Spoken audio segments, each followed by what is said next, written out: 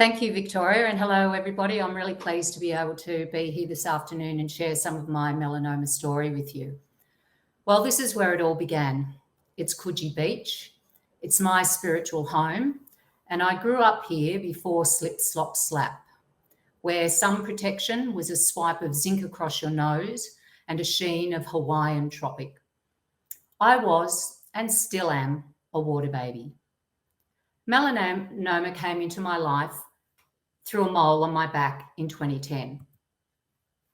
I had that mole removed and I also had some lymph nodes removed. And very luckily for me, it hadn't spread to the lymph nodes. So I went on, lived my life as normal and had all the prescribed follow-ups. Until 2018, when melanoma came back into my life with a vengeance. It came back and it was in my bones and I was riddled with it. They told me it was stage 4 melanoma, and the historical prognosis of people with a diagnosis like mine was about 12 to 24 months. Yeah, that was my first reaction.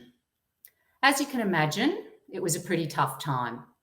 So what I'd like to do is share with you today is 5 things that I think worked for me during this illness.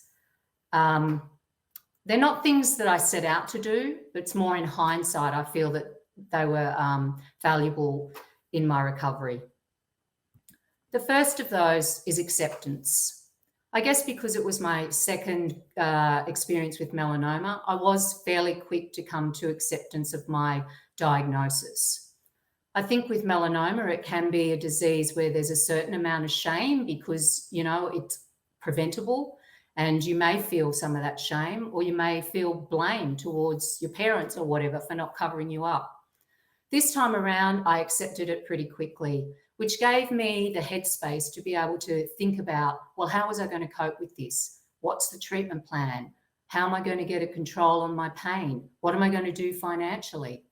So I think that that was really valuable for me in being able to get into the right headspace to kind of beat this disease. The next thing was a routine. I am a working mother of, two sons, and my life had always been a routine. So I wasn't working at this stage because I was in too much pain.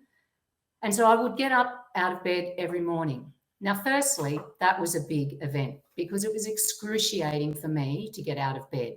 But I would do it every day. And the first thing I would do some meditation.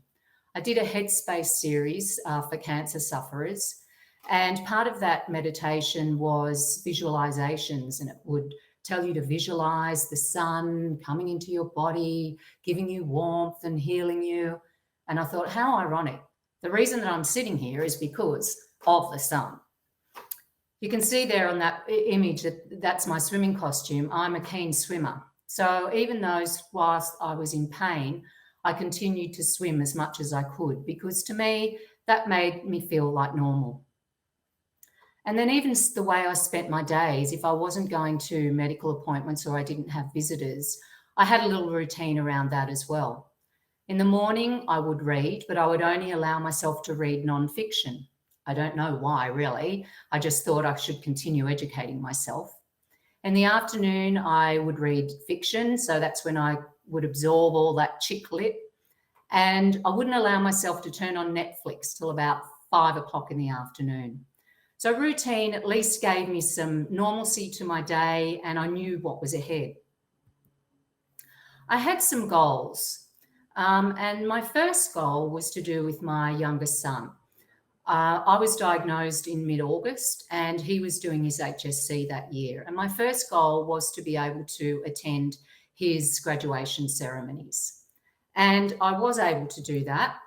I was able to go to his cadet passing out parade. I went to the award ceremony. Because I had a lot of pain, it was difficult for me to sit for long periods of time. And I also was able to attend the function for a short time in the evening. My second goal was one that I had pretty early on after being diagnosed. And I put a photo of myself up on the fridge, which was a photo of me at the beginning of an ocean swim. And my goal was to swim in the 1 kilometre race at Coogee Beach on the 24th of November. So I put that up on my fridge. And there were times that I looked at that goal and I thought, what planet are you on, Anne? You can barely get out of a chair, let alone think you're going to be able to swim a kilometre in the ocean. But I did that swim, and it was 106 days after my diagnosis. And I even got third in my age bracket. My last goal was actually to take a holiday, which I'd been planning. And I think it was on my second or third visit with Professor Long that she was telling me about my likely treatment plan.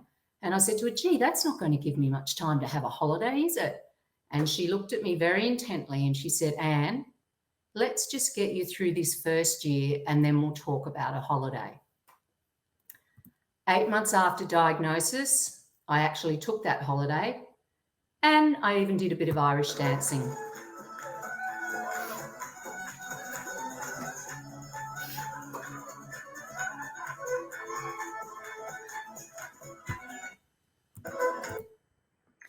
Connection was really important to me, and particularly what I mean by that is that I told people that I was unwell. I brought them into the journey. And this was really important for me because it enabled me to put a flower in my hair and go to a friend's place for a race day, and people wouldn't need to ask me questions because I was sharing my journey on social media. I know this isn't what everybody likes to do. They like to keep it quiet and personal and just within their family. But what I learned through this period is that there are people that are in your life who are really willing to go through this journey with you. And in fact, they see it as an honor to partner with you going through this journey. And if you don't invite them to be a part of this journey, you're actually, they're actually missing out on an opportunity to have a really, amazing emotional connection with you. And, the outcome might not be great, but you've experienced a wonderful emotional connection with friends and family. Feelings. You're going to have a lot of them, and I felt them all. And my recommendation would be feel the feelings. I had bad days and I had good days, and I felt them all.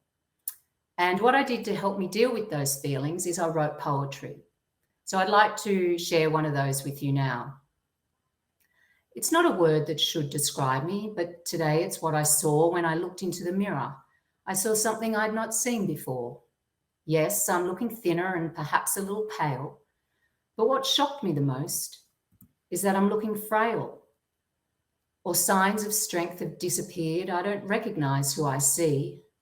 She looks somewhat familiar, but I'm not sure it's really me.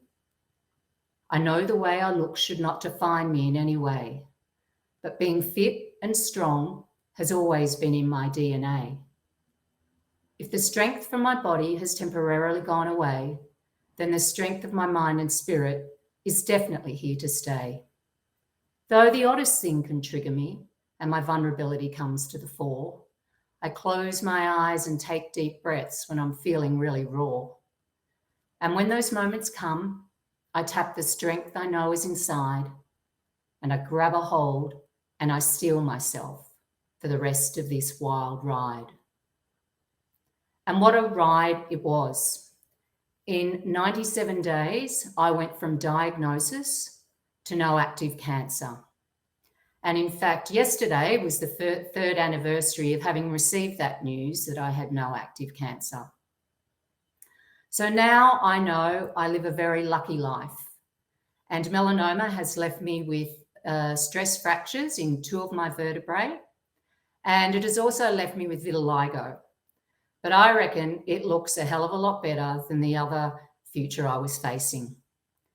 So I hope with hearing my story, there's some things in there that you might be able to utilise in your journey with melanoma. Thank you very much.